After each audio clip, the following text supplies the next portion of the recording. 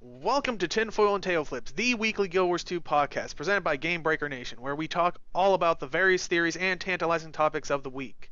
My name is Jonathan Zlanchik, better known as Deo around Yak's Bend in Guild Wars 2. We have a lot of fantastic information to get through today, including ArenaNet breaking for Winter's Day, and is met with a little bit of bah humbug spirit. Gem store items new and old, and a teaser image of Ritlock. But first, let me introduce you to my fellow hosts. Up first, say hello to Aaron Heath. Hey man, thanks for having me.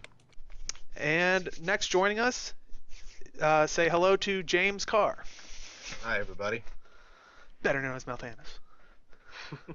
So if I use that interchangeably, so be it. Let's jump right into it and talk about ArenaNet taking a break for the holidays with the Winter's Day patch. Basically, if you don't know what Winter's Day is, it's been basically a winter holiday event that has stemmed from Guild Wars 1. The idea behind it is it celebrates the changing of seasons from winter, which is known as the season of Colossus, to spring, the season of the Zephyr. This used to be represented more with the gods they had in Guild Wars 1, which were Grenth and Dwayna. Now it mostly revolves around Toymaker Tix and his workshop. Basically, in that, for the whole event, you're basically tasked to collect presents and run a dungeon that is Tix's workshop, and it has like 4 different paths based on the different toys, I believe. And so that's basically just a general synopsis. But I think what all the people are really asking is, with Winter's Day, do we know what has changed with this patch? Yeah, so the biggest thing for me at any rate is that Winter's Day is taking place in Divinity's Reach this year due to their lore reason is Lion's Arch is still under repair and can't really function in that capacity. And it's actually pretty fitting to the lore that the humans would graciously agree to host Winter's Day because it's originally a human holiday in any case. Because it stemmed from Grenth and Dwayna, like you said, which are human gods. So I think it's kind of cool that they shifted it to Divinity's Reach, and I can't wait to see how they deck it out. I honestly, I'm particularly happy with it that they're continuing on with the lore reasons of other people trying to pick up slack where Lion's Arch used to cover, if only because it really drives home the fact that they blew up a major city in a game. Do you think they're ever going to tie it with the story? Because it's weird that they used for what was it, Halloween? They used Lion's Arch, which was in shambles, but they did really pull it off, I feel, with the Halloween update. Do you think they're going to somehow have like a little bit of dialogue like explaining why they're going to Divinity's Reach and maybe how the other like Lion's Arch feels about that? Or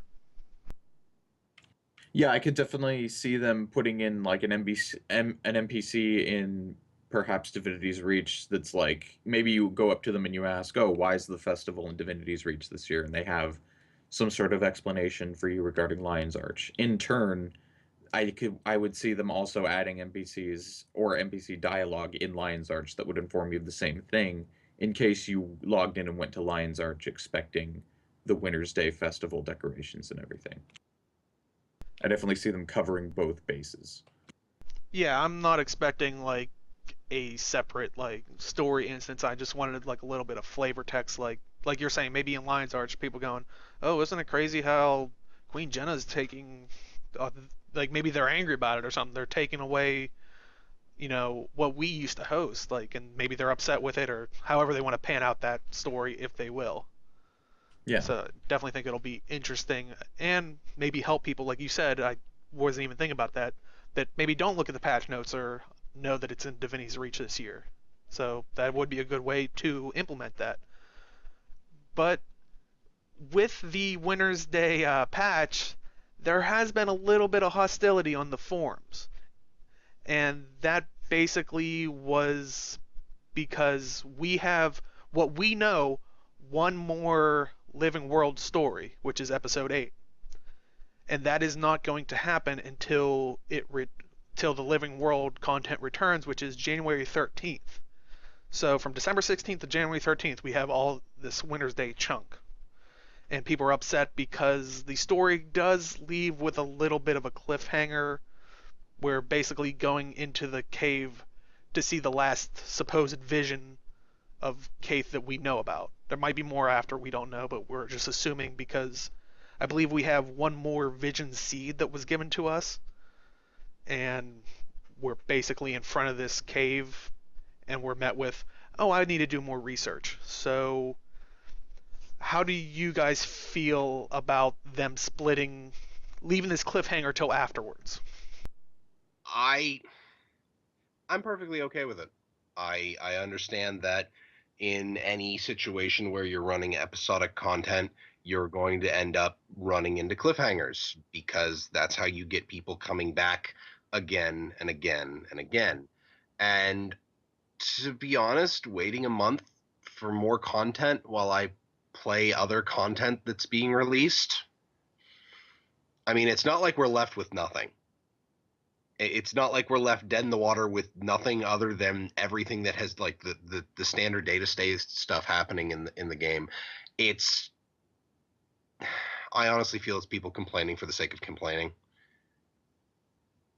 Yeah, so first of all, they're going on a break. Of course they're going on a break. It's the holidays. If you like, people complaining about that are just trolls. They're not even worth considering. But the problem I see, I'm okay with waiting for this next content, but the problem I see is simply with their scheduling. So if they had just maybe begun this season 2 weeks earlier, they could have gotten out all 8 episodes before the Winter's Day patch. Unfortunately, that would have conflicted with their Halloween release, and then that would have complicated things. So I would have rather seen it just conflict with the Halloween release and gotten all 8 episodes out, and then we can have the beginning of a whole nother story arc, after the break next year. But that all hinges on episode 8 not being the end of season 2. If episode 8 is the end of season 2, then they seriously need to reconsider their 2-week content initiative because it's clearly not working in that case. Do I think episode 8 will be the end of season 2? No. I think we'll have more episodes after that. Yeah, I mean, and like I said, I think I've said it from the get-go, is I truly don't think this is the end of the season, because but a lot of people do, just because of the armor pieces that have been put in. It says the last 2 we get in episode 8. And this whole season, if you remember back to one of the blog posts I think Colin Johansson did, talking about season 2 is going to revolve around a waking of a dragon. I don't think we are going to get that in one episode. I mean, unless they're really taking it to heart, they want more content in each update, and this is going to be like a massive amount of content, but if they do it in one episode, it's going to feel rushed, I feel. And they talk about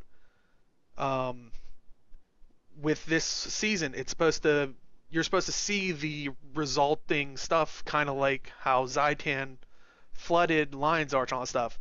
We saw the waypoint system go down. We saw Scarlet attacking. We still have that big vine that keeps going further and further across that silver waste. Is this gonna be another thing? Are they gonna out of nowhere, unless like I'm missing something obvious and they pull it together in this one episode? But how this cave and that vine are gonna kind of work together, type of thing, like how they're gonna tie it in. There's way too much going on for it to end right now.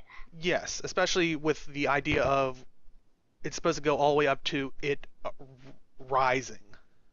And especially with the length of the patches they do. They're only about 3 quests long. They can't wrap this up in 3 quests. Not well, at any rate. Yeah, and that's my biggest issue is people are basing it on the rewards that we know about. They can put in more rewards. I mean, they might do a different set or a different Maybe start doing weapons or something. Who knows? Well, and it's like, guess what? There's only so many pieces to an armor set. Hmm. Well, I mean, it probably begs the question of why didn't they separate them like one piece of update? But like I said, that's how they designed it. And going back to their scheduling thing, I honestly think they did it on purpose. I mean, in a game where there's no sub, they have to entice the people to come back for more, leaving it on a cliffhanger. It's like, yes, people are enraged, but you also hear them not. You don't hear them saying, "Well, I'm not going to play it." They're probably more likely saying, "Well, I'm not going to enjoy Winter's Day, and I can't wait for the 13th." Like, you're still going to play it. Yeah. It's working as intended. They're still, unfortunately, they look at it as are people logging in, not necessarily playing a whole amount. And from a business aspect, yeah, that's probably what they're looking at it as. It does suck, but it's kind of one of those things. I'm Yeah. looking forward to it personally. However, though, I would like to reiterate, we don't know for sure if there will be more episodes after 8. So if they do end it on episode 8 in that event, they really need to rethink their 2-week content commitment, because if they end it there and we have another break, then it's clear that they can't commit to that 2-week content update.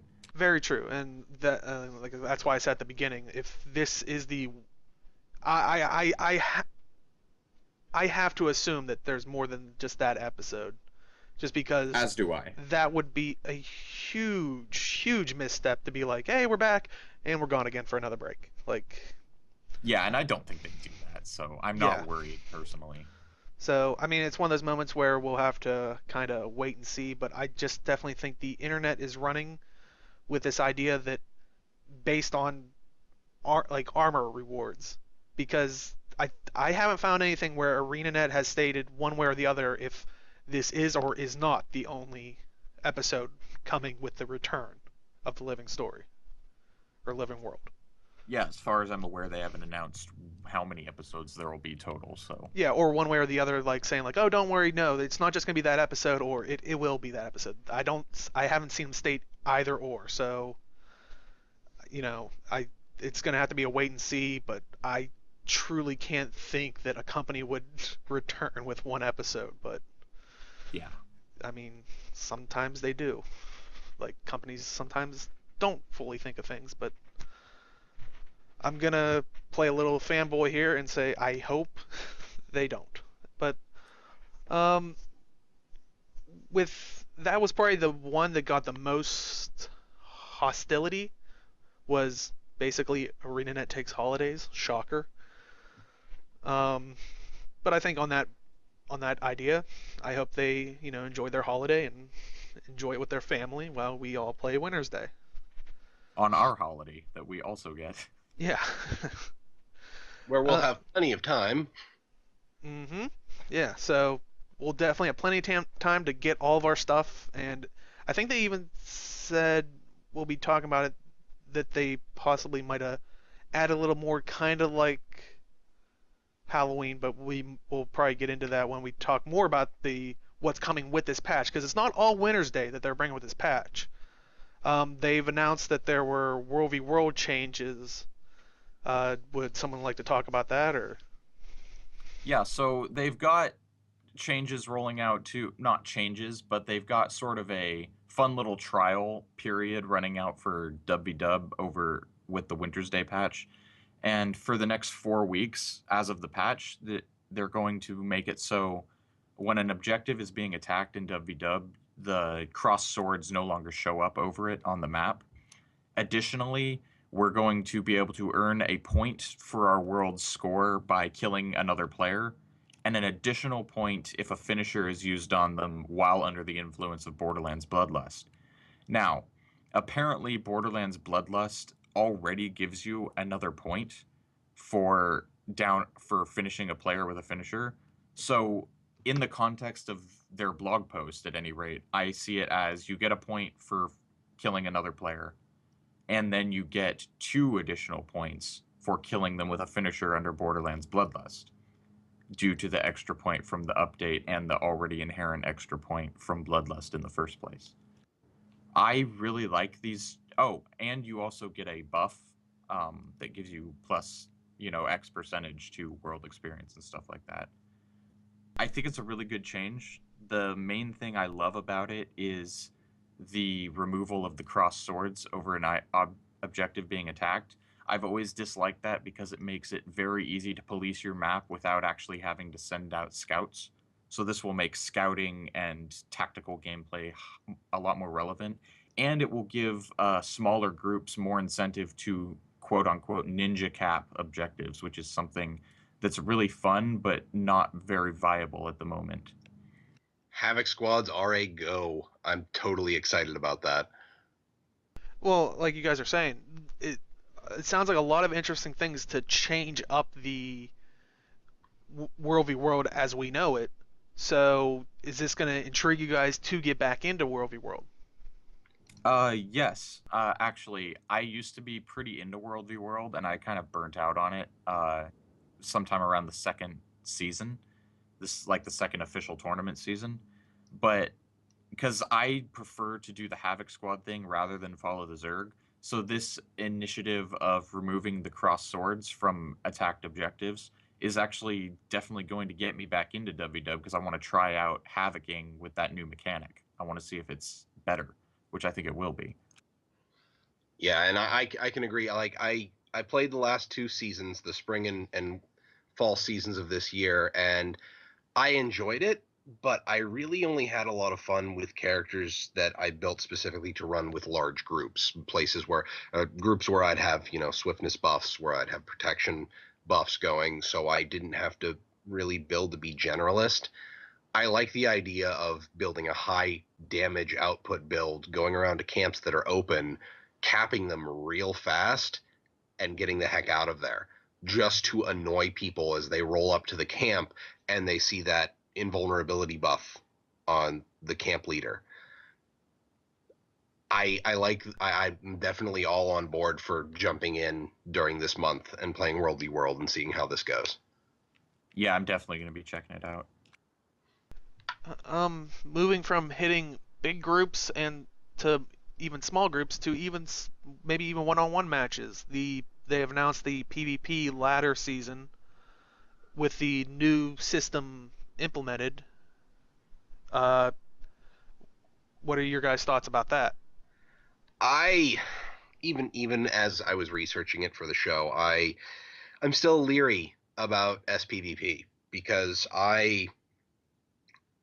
in any game where there's been, focused PvP setups, I've never been fantastic.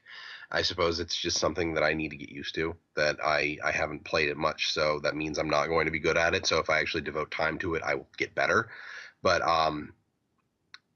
the latter season, it seems interesting to me. I mean, I'm going to look into it more, and I might be joining in. It might be enough to get me interested in it, but I like what they're doing. I like how they're working on trying to make it better. Well, go ahead. I don't PvP. I've stated this before on the show. You couldn't do much to get me into PvP, and this isn't likely to change that. But that's just me. I'm a PvEer at heart. I'm sure PvP-centric people would be excited about this. I mean, how is this differing from what we had originally, though? The latter season.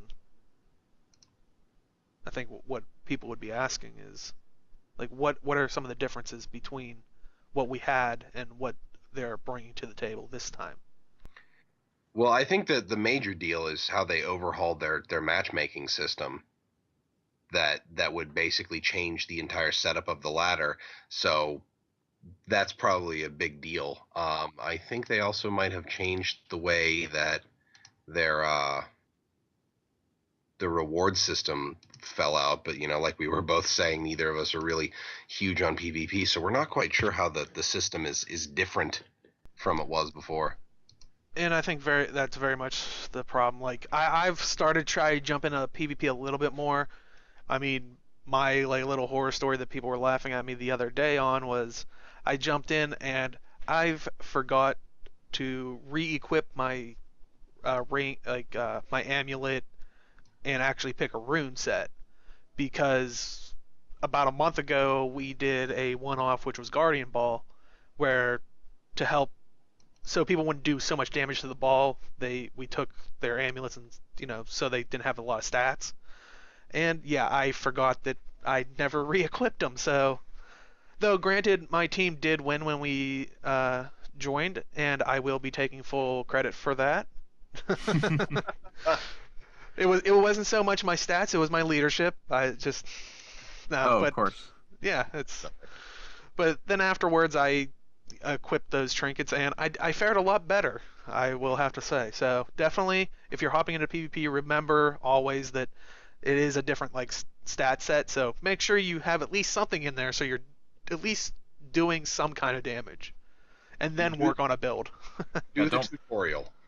Don't Yeah. pull a John. Yeah, exactly. Also, they're bringing in. We've covered World v World PvP.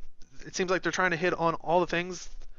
More of a all-around thing. The daily system's going to be changing. Can someone give a brief overview of what we're going to expect with the daily system and how it's changing? Yeah, so basically, from the point they initiate this patch, December 16th, I believe, onward, our daily system is going to be overhauled to there's going to be 4 options for dailies, I believe, and you only have to complete 3 of them. Now, these 4 options will be categorized in PvE, PvP, and WW, so there will be 4 daily options for each of those categories. But you only need to complete 3 in one category to get your daily reward. Now, the examples they gave in their blog post for the new potential daily achievements that we're going to be doing kind of bother me due to the fact that they're very specific and they're somewhat difficult. So in the blog post, a few of their examples were I think it was Malcor's Leap event completer and daily fire elemental, which those could both be a problem for someone wanting to complete their dailies. The fire elemental only happens every 2 hours. What if you don't have 2 hours to play? Well, before, your dailies were something you could do in, 20 minutes if you put your mind to it. Less time than that. Now, if you can't afford to wait around 2 hours for a fire elemental, and maybe, Malcor's Leap might be out of the question for you too, because you're not level 75 or better. Now you don't get to get your dailies for the day. To me, it's sort of counterintuitive to their original philosophy behind the dailies of, log in and they'll just come in for playing the game.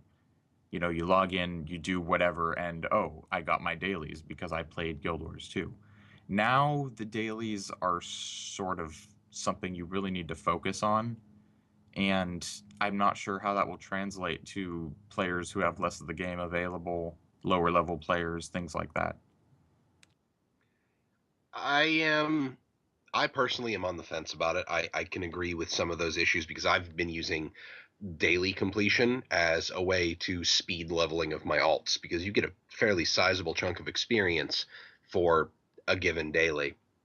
But I'm hoping that the collection of the PvE dailies that they had on that blog post image was just something they slapped together as just a happenstance as to the system working, and it's not necessarily going to be spread out like that. Ascalonian Forager, I'm assuming that one is, gather things in Ascalon. It's daily gatherer, but with a regional requirement. And the daily fire elemental, that is the time constraint. Yes, that's the hard part there. I mean, at least it's not in a crazy high level zone. And then Malcor's Leap, the level 75 thing, yeah. I mean, like I said, I was using it for leveling, and I can't really do that for leveling. Not unless I do have a character that's, around level 70. Because you can kind of fudge the level requirements by a few levels below, but anything past like 2 or 3, you're going to run into some problems, like having to waypoint every 5 minutes because you get mobbed by things that want to kill you. Well, yeah, Yeah. and looking at that thing, I think it's one of those incidents where we're not going to know until we have a chance to actually play with the windows, because earlier when we were talking about it, I actually noticed that they have that little return arrow that they usually have to go back a page or back a window. Like I know they use that with some of the reward things. Like if you're not ready to pick a reward, you can hit that and it goes back. Could that be like they said that they categorize them as easier and easy, medium, and hard ones? Could there be when you click on each of those things like, oh, here are the easy ones you want to do. Here are some of the medium ones. Here are some of the hard. Do they have that? We don't know. We don't have pictures or anything like that, but it's something that could be a possibility that might explain why we have those four that are, I agree, very scattered and goes against what they initially were saying about dailies. Yeah, the blog post was a bit unclear in that perspective of clearly explaining how each of these categories is going to be presented.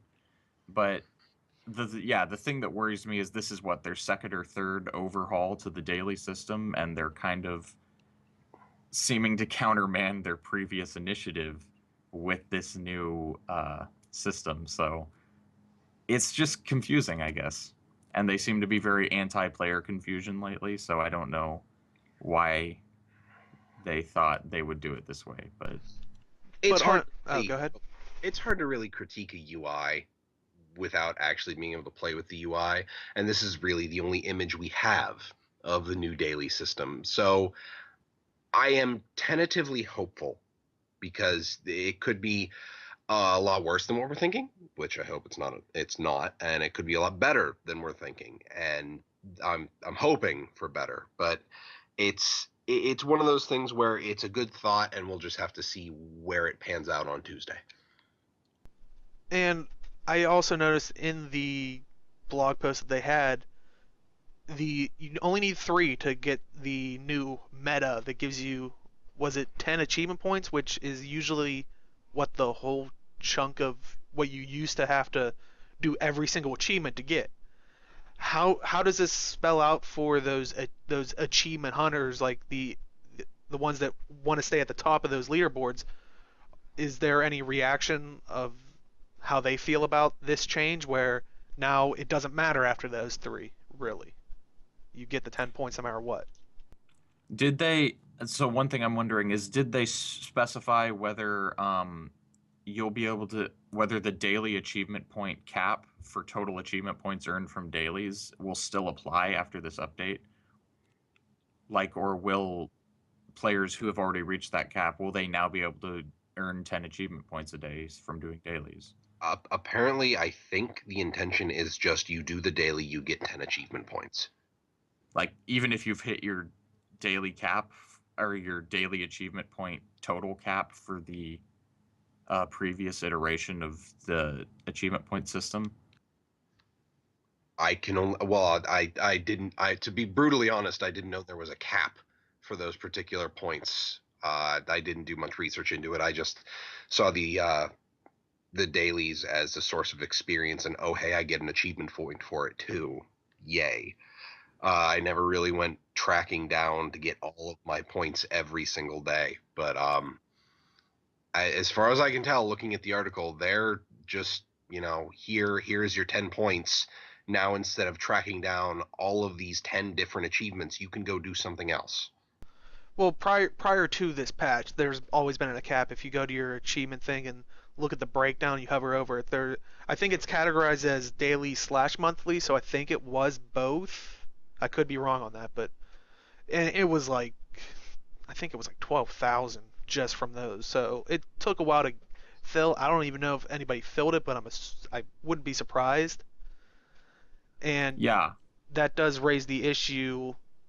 I could see them leaving the cap and just saying, well, you would have gotten it anyway, and then when people reach that cap, because the purpose for that cap originally was so people would start going and doing the achievements that the developers felt were actually achievements. Like, oh, hey, you got Dungeon Master title, you cleared out all the dungeons. They thought that was a more pressing achievement, or like some people complained, oh, getting a legendary you get 5 achievement points. Isn't that right, Aaron? I'm pretty sure when you get a legendary, I Yes, think you would that know. is. That is in fact correct. You receive 5 achievement points. Which was the equivalent of just doing one set of dailies, like getting 5 out of 5. So people were a little disappointed with that. Maybe this is like that. I think that was their point of the cap, was going back to focusing on achievements as actual achievements and getting the points actually meaning something. Instead of just farming the daily for yeah, it says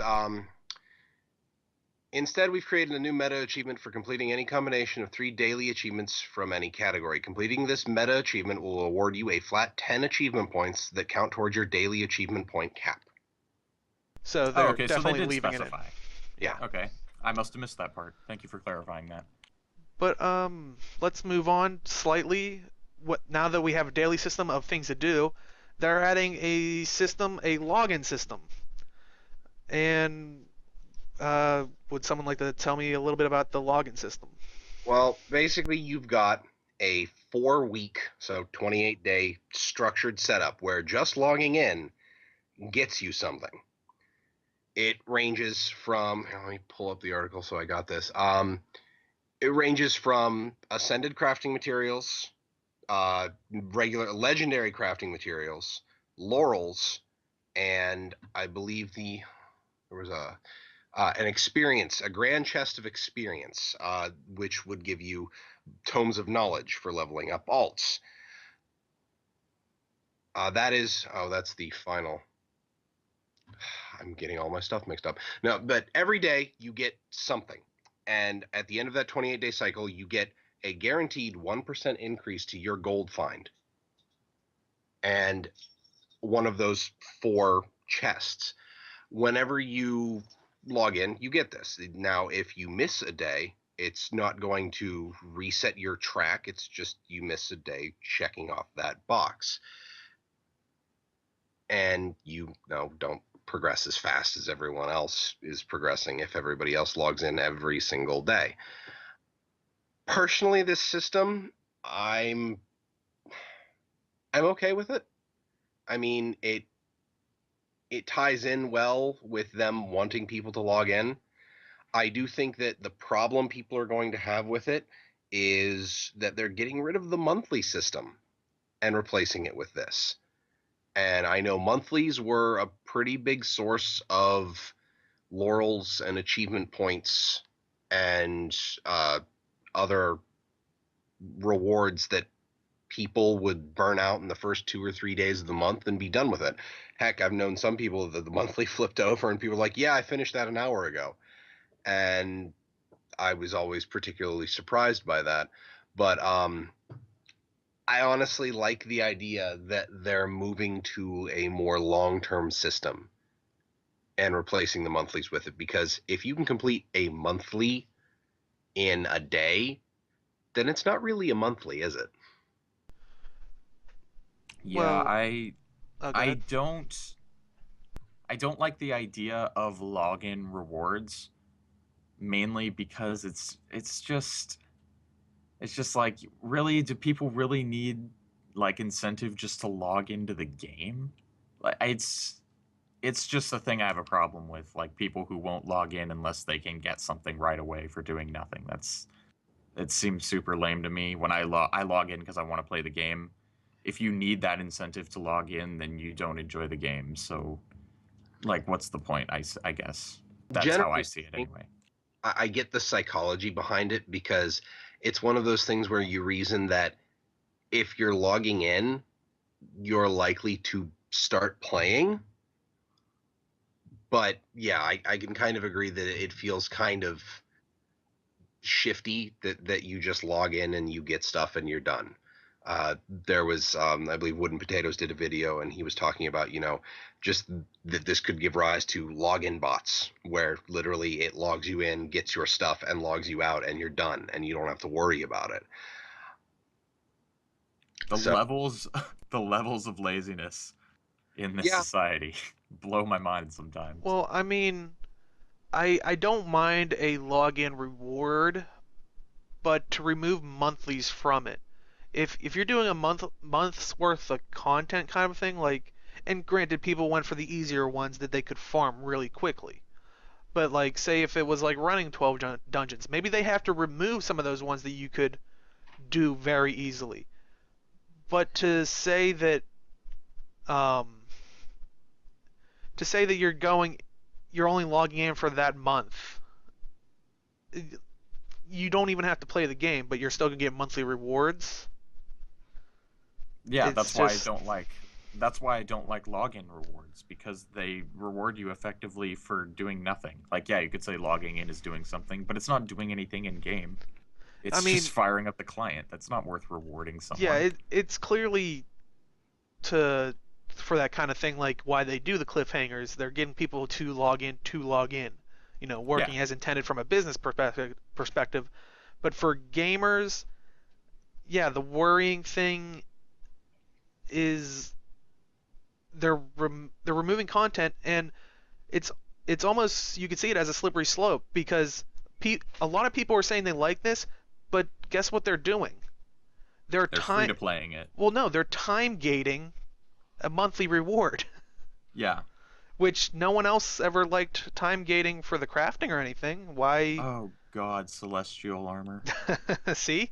God. I mean, it's virtually time gating the monthly reward. So I would like them to actually have like the monthly and remove some of those tasks and say, we're removing some of the easier tasks, so you actually had to do it during the month, like over a span of the month, and go and have it similar to, maybe the old daily system where you can do it by just playing the game. Maybe they have to throw in a couple where it's like dodge, 5,000 times, or whatever the number's going to be to upscale it to a month worth. And so eventually you can get it through there, and also have those tasks like run like 12 dungeons or whatever, there's 12 fractals. But also have like, some of those like easier rewards or little bonuses are still for that login bonus, so they still have those people. I honestly see it as they're just time gating a monthly, and a lot of people are for it, but not for when they time gate other things. I mean, what do you guys think? The only problem with the monthly is that it can be completed in a day, and the only problem is it's stuff like complete events. I mean, have you been to the Silver Wastes? Obviously, rhetorical question, but you can get so many things done in just the Silver Waste running the event trains, it's great. I mean, you're sitting there, you're playing the game, you're doing everything as intended. I mean, that's fantastic. But for it to actually take the whole month, you'd have to do something like the Spring World v World Tournament meta, where we're talking you have to complete like 2,000 events. And people are going to look at that, and I can see this. Like, I agree that having something that can be a monthly thing is a big deal, but people are going to look at that and they're going to be discouraged. Mm-hmm. It makes sense. I mean, yeah, it's a monthly thing. You're going to have to do a lot, but I can understand why they might want to look at a different style of gating for that, and why they decided to not just amplify the numbers that the current monthly system works off of. Basically, log into our game. Now, Yeah. what if they did it like they had the login system, but it only counted after you did the dailies, which might be easier. Like, I hope they have, like, this goes back to our last discussion of, we hope that they do keep those ones in there, like daily dodge or daily revive, or stuff that you can do naturally. But maybe it doesn't register until you do that daily, and you only need to do 3. So you could probably spend an hour and get that done real quick, and then it gives you the, hey, you were here, you just didn't log in. Like, I think that's the biggest problem. Your monthly reward track. Yeah, exactly. Instead of just going, yeah, I logged in for the day, I can't kind of make it. And it still uses the same logic of, if you are busy that day that you can't log in for an hour, it's not going to reset on you. It's still going to be there when you get back. Right. So, I mean, I just think being rewarded a monthly for you could literally just log in is not a particularly good way to go. Yeah, it's it's a play our game ploy. That's what it is at the end of the day. But they need to do it for business. So, and I get stuff. So, Yeah, it's like I mean I'm gonna play anyway. So it doesn't bother me. But it's It's one of those things where we all try to log in daily anyway because we enjoy playing the game. So it's icing on the cake for us. But there will be the people who log in, log out, and not touch anything. Which, I mean, that's also, I think, from a business stance, what they want as well. So maybe in the end, we're, complaining for the sake of complaining, Or, now that I think about it, though, the rewards you get from logging in really don't matter if you don't play. So logging in, getting credit, logging out still means nothing unless you actually take the time to play. But Malthanis, I just want to get the game and have all the legendaries automatically. I don't want to play. You've already got the Flameseeker Prophecy, so you're one down. Wait, is that in the login thing? I definitely need to check that out. I'm all for it. No. Yeah, weren't you guys mad when you bought the game and you didn't have everything in the game for free already? Well, we did. All the content was there for free. Hey. This ad brought to you by Guild Wars 2. Guild Wars 2, where you should be. Anyway. I don't know. Sometimes I feel like that's the attitude some players have is like, well, why don't I have all this stuff just automatically? Like, what? Play the game? I've never heard of such a thing. Yeah, it's interesting. That's the internet. You're gonna have people that think that because there's just that many people here. And I mean, that's just human nature. We want to kind of do it the easiest, fastest way, and companies want to kind of capitalize on that with the login rewards, and it's just business for them in the end of the day. I mean, they love their job of presenting this fun game and stuff, but they still have to make money. But speaking of money, gem store items. Basically, earmuffs have returned for 25 gems, which I think was the constant price. It's just now that they're with the wardrobe system that happened this past year, they are actual headpieces that you can wear as armor. How do you guys feel about the 25 gem price for that earmuff headpiece? Can't we have more 25 gem priced things? This is why is this one 25 gems but every other headpiece they release is like 500 gems? Well, I was gonna say I saw that on the thing on forums and stuff saying, oh, it's a small little item, it's worth 25 gems. I'm like, have you looked at that Wreath of Cooperation? Yeah. It's not much. Like, I mean, it goes all the way around the head and all that stuff, but there's not much to it like the earmuffs. I mean, and they're 400, I think. Mm-hmm. I bought them. I had 75 gems sitting on my account. Hold on one. Yeah, and that, no brainer when I saw it for 25 gems. The weird thing about it is, and it's funny because it's Winter's Day, it's like, oh, giving out presents and stuff. You cannot gift them to other people, at least currently. Like, I'm pretty sure last time I checked, you still couldn't. I know it was when they implemented it, you couldn't gift them, which I found kind of funny. It's like 'tis the season to keep it for yourself. Yeah. I'm hoping. Oh, go ahead, Aaron. Oh, I was just saying, the reason it's 25 gems is basically them being like, here's a thing you can have. And that's kind of their reasoning behind it. Like, it'll foster goodwill with the community if we make this super cheap. Well, it's always been 25 gems when they brought it. They had them in like the prior years. It's just now it's an actual headpiece. I'm thinking it's something like maybe they'll do more holiday things. I just once again wish you could gift them because I saw people posting on the forums, this would be perfect for like our events, and I even had the same idea, like having it as a reward, because 25 gems was roughly at the time when it launched like 5 gold. Like that's a nice little event to give to someone and like, hey, congratulations. But you can't gift them. It's that is pretty lame. Yeah, I mean, go ahead. I would love to see if this does well for it to expand to other just headpiece only minor items. Like I can't agree with this showing up for 25 gems and stuff like the top. Well, how much is the top hat? It's like 200 or 150, I think. Yeah, like, and then like there's the pieces of the lawless armor. When there's 6 pieces to an armor set, and stuff like phalanx and all those other sets are 800. I think Well, there's 700. yeah, so the 800 gems, but you're charging the lawless pieces are how much per 300? Yeah, I feel like to buy all 3 of them would be cost you more money than to buy a full armor set on the gem store. Like just getting the 4 pieces of lawless that are there, it's more than a standard set that they have already, including like all the additional sets they've added. And I think that's the only flaw with it. Like, I'll pay. I bought the phalanx set. I love the phalanx set. I think it looks great, and I think the price for it was fine.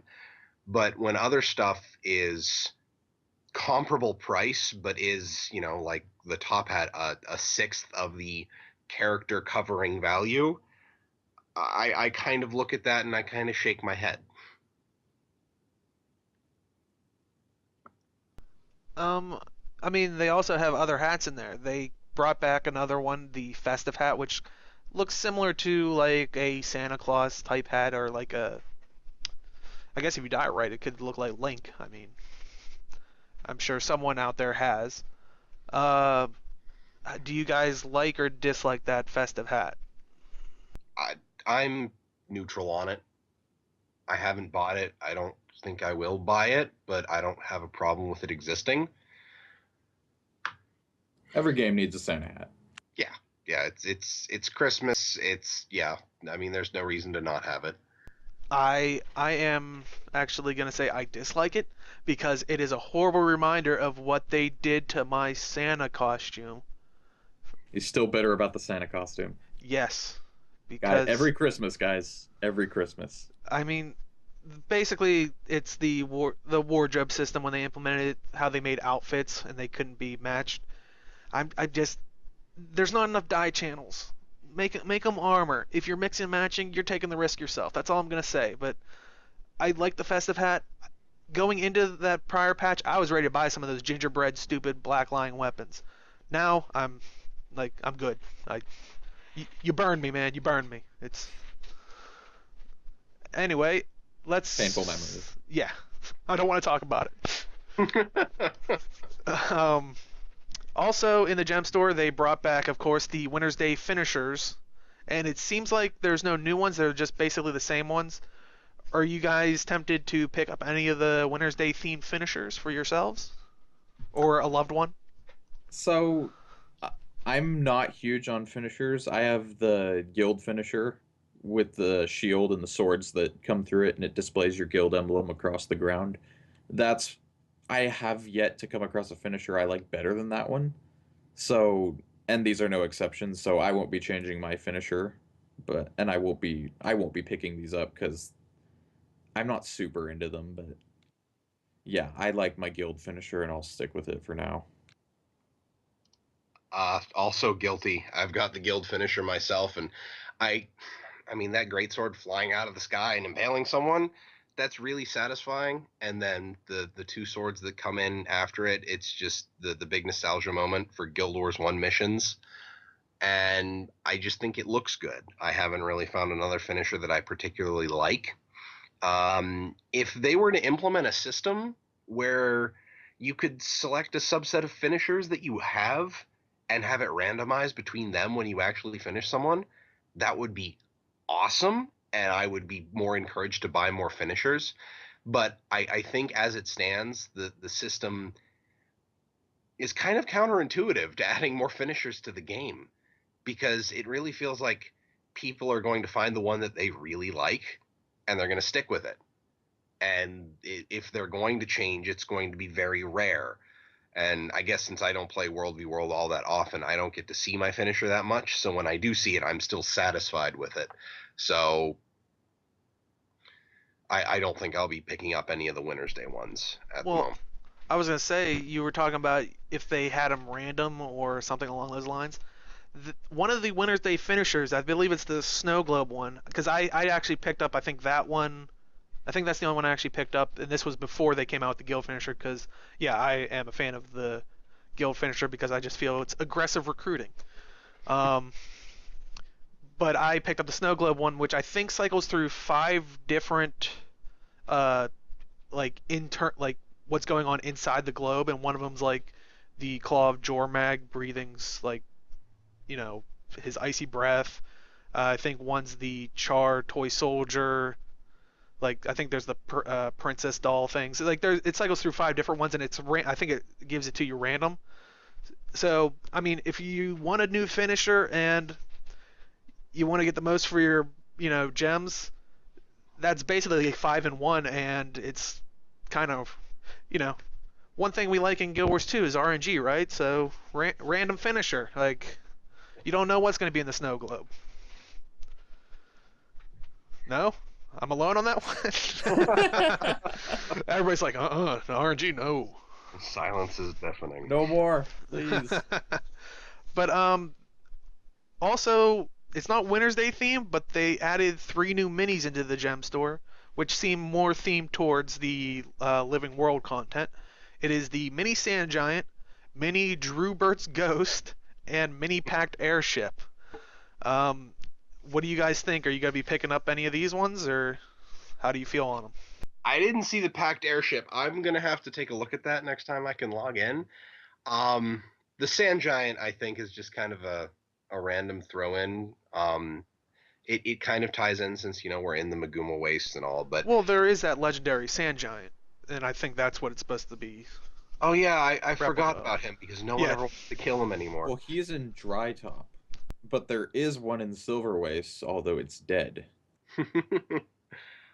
I like the fact that they added Drewbert, because for anybody who's listening, Drewbert is the Quaggan that lived in Prosperity, the town in Dry Top, before it was attacked by Mordrum Vines. Drewbert is still there, albeit no longer living, and There's a reason why it's a ghost and not him. Yeah, he used to be a Quaggan begging for money so he could buy water, and now he's not doing so much more begging, and he's just kind of hanging around. Poor Drewbert. Yeah. Though I won't lie, when I did see that come up, I definitely wanted to take a screenshot. I wanted to buy the mini Drewbert, which I'm still planning on it. So internet, if you can get to it before me, definitely I want to see it on like forums and stuff, or head on over to Gamebreaker Nations forums, and I'll probably see it there first. I mean, but I wanted to buy the mini Drewbert Ghost and take it to, let's just say on a field trip to a certain mining town, and take a screenshot in a particular place, maybe in front of an inn. I don't know, call me crazy, and just literally post up like, "Where's my secret achievement?" Because this needs to be an achievement. Like, if anything, I would hope there would be some kind of dialogue if someone were to walk there with the mini. Oh, that'd be awesome. Please add that, ArenaNet. I honestly think that's a missed opportunity on the mini pets, and more encouragement for people to have them out is like hidden dialogue whenever they're next to other minis of certain types or in certain areas. Ooh, so if you've got like someone's got their mini South Sun Casimir out and another person's got their mini South Sun Farron out, like Farron starts being creepy all over Casimir. It totally hits on Casimir, yes. And then she just like beats the crap out of him. To be fair, if it was Lord Farron from South Sun, he already seems a little creepy.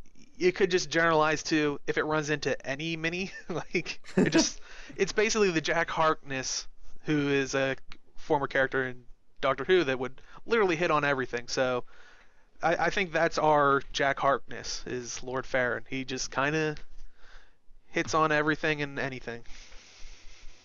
It'd be great. Put it in ArenaNet. Yeah, I would love to see that.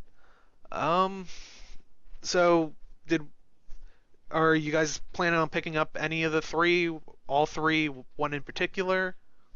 I'm not huge on minis, so I probably won't. I like the Sand Giant just because I think the design for the giants are cool, but I probably won't pick up any of them. I might go after the packed airship. I would really hope that they eventually put in more uses for minis. I mean, even if they add like a little like mini combat system or some other form of activity with minis other than just them running around and falling way way way behind of you and then teleporting to you. I'd like to see that happen. Well, Okay, I'll- we're okay. not going to get into it, but hashtag Polymock. That's all I'm saying. Well, I was gonna say, while you're picking up the mini packed airship, pick up the I think it's still in the gem store, the or the packed air balloon. You can have your own air fights. I mean, hours of fun within the You can have game. a fleet. Yeah. Your own personal fleet. Our Um, peers will go bonkers. and finally, we're gonna be wrapping up with Arena has given us a teaser image, and it shows Ritlock as a straight on view. Earlier, we saw like a side view of him, and you saw like half of like he had a blindfold with a symbol on it. Now you can see a more head-on view, and it's basically from the knees up. You can see him, and it says "Be ready for anything."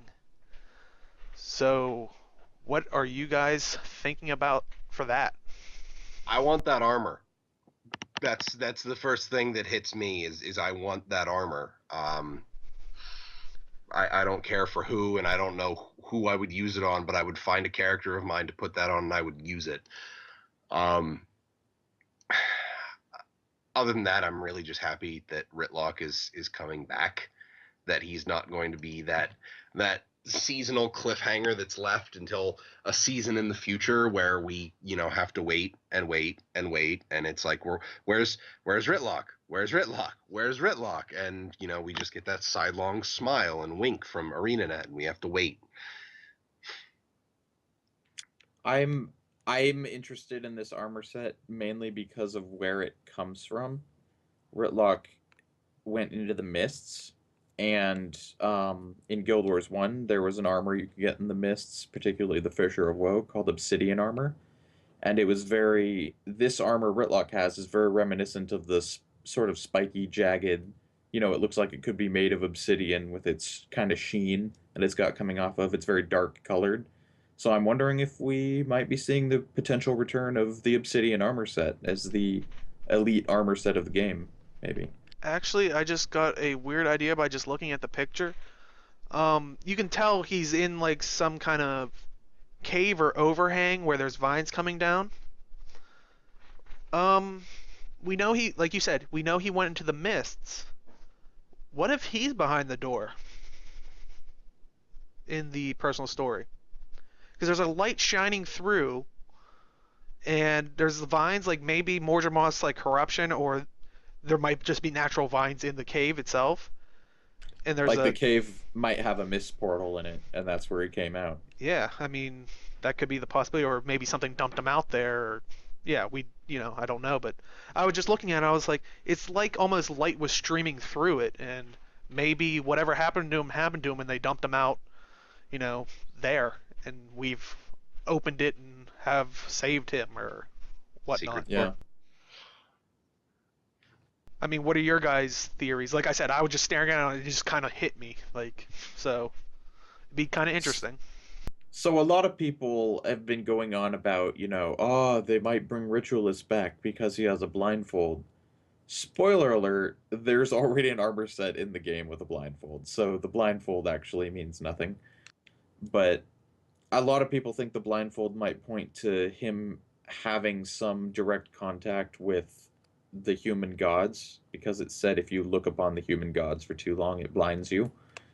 So that's a theory I particularly like, seeing as the Char are very anti-god, but gods do exist, potentially in the Mist. We don't know where the human gods are right now, but there's the potential that they could be in the Mist. So I'd love to see some sort of interaction between Ritlock and the human gods and have that tie into them perhaps reintroducing the underworld as a playable zone. I'm honestly looking forward to any progression on Ritlock's character other than being vaguely angry warrior Char.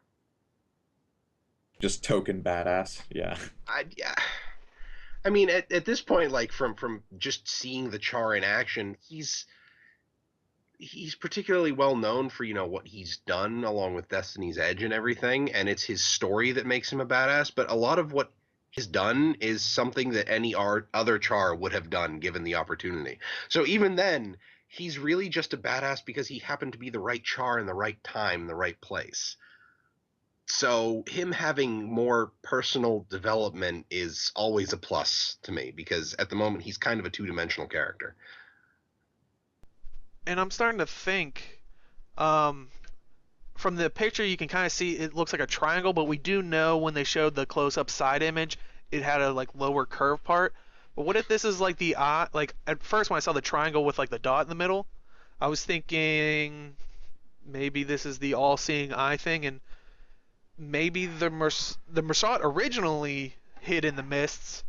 What if he ran into them? Like, I mean, and I don't know. Maybe they did something with his eyes. Maybe they gave him LASIK. I don't know.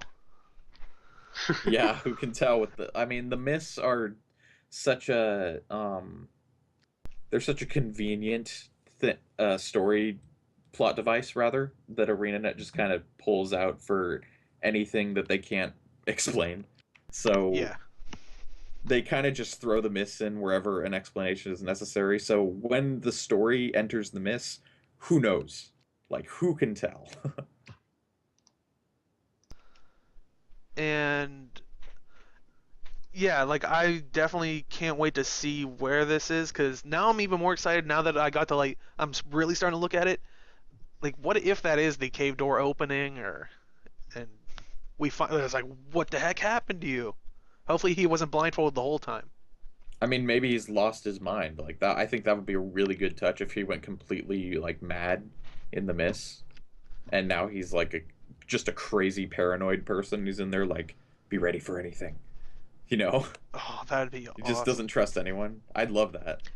Well, I mean, I think we're gonna wrap up the show here, but before we do, this I think would be a perfect segment for our tinfoil or table flip idea, which basically tinfoil, do you want to see it expressed more, or basically them run with this idea further and further, or table flip, you don't want to hear any of it, just get it away from me type of thing.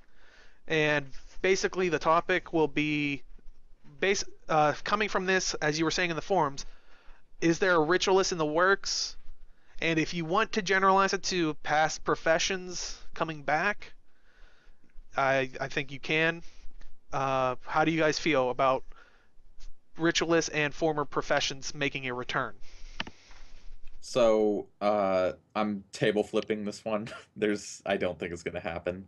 Like I mentioned before, the Sears armor set has already got a blindfold, so the blindfold doesn't really mean anything. Also, this armor set looks heavy, and I don't think they'd implement the Ritualist as a heavy armor class. I think if they did, it would be either light or medium, but not heavy. So, and plus they've stated that new professions are highly unlikely for the game. So overall, I got a table flip on the Ritualist. I'm gonna have to throw a table flip in here too.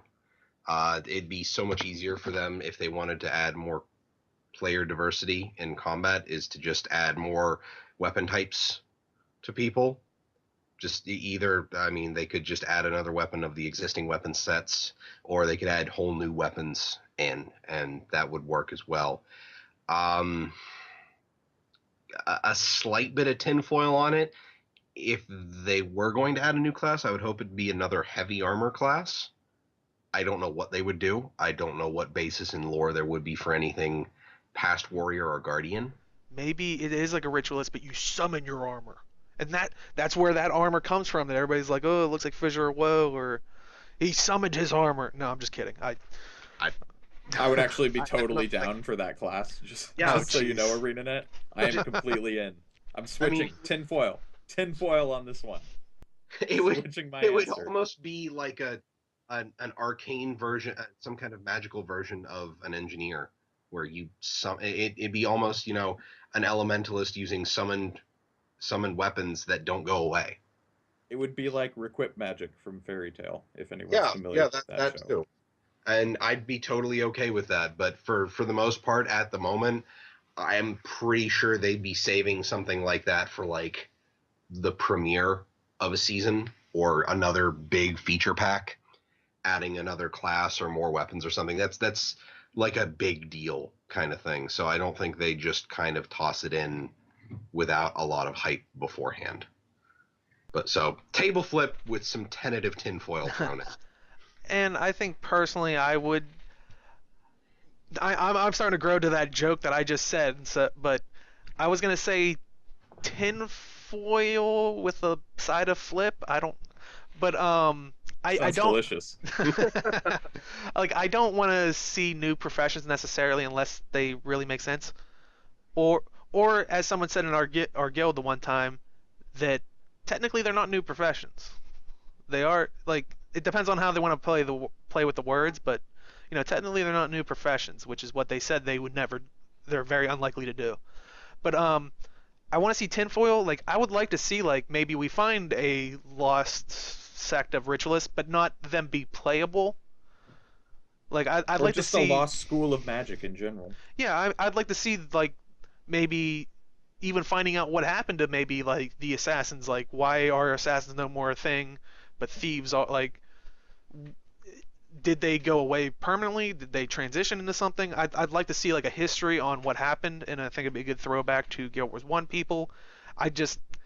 I'm in the boat that I would rather see weapons or something come out more so than uh, class or professions. But I mean, summoning your armor, it's starting to grow on me. Literally, summon the armor. No, okay. I'm in. I'm all on board. But I think that's all the time we have. So I would like to thank all the guests for showing up today. Thank you, sir. And I'd also like to thank everybody for listening to our podcast. And you can, Aaron, where can you be found on the internet? I am at aformermonk.wordpress.com. I write fun little Guild Wars 2 things there. And I'm also at Guild Wars Monk on Twitter. Awesome. Jim, where can they find you? They can find me on Twitter at MelthanusMMO. Fantastic. And you can find me, Jonathan, over at simply_Deo on Twitch, Twitter, YouTube. I'm definitely, if it doesn't happen this week, New Year's resolution, I'm going to try to stream some more. But as always, everyone here can be found at the Guild Wars 2 Guild at GameBreakerNation.com. We're not just the Guild Wars 2 Guild. We have Final Fantasy XIV, Elder Scrolls Online, World of Warcraft, League of Legends, Minecraft Community, and those are just the games we support. We have people playing, Marvel Heroes 2015, Trove. What's that flight game? Elite Dangerous. Yeah, I mean, we go where the gamers are. So if you want to hang out with a good community, fun community, head on over to GameBreakerNation.com, sign on up, and as always, we will see you in the game.